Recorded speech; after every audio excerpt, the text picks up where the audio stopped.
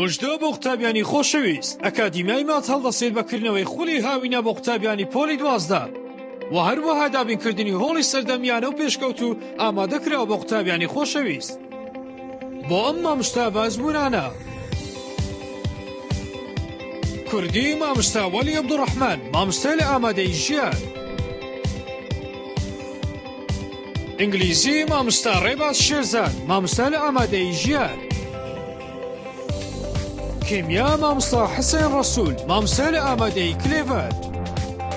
بیرکاری مامۆستا هەمزە نانەکەلی، مامۆستا لە پەیمانگەی مات. فیزیا مامۆستا محەممەد ساڵح، مامۆستا لە ئامادەی گەشە. زیندەزانی مامۆستا عومەر محەممەد، مامۆستا لە ئامادەی گەشە. عەرەبی مامۆستا محەممەد ڕەسوول، مامۆستا لە ئامادەی ژیان.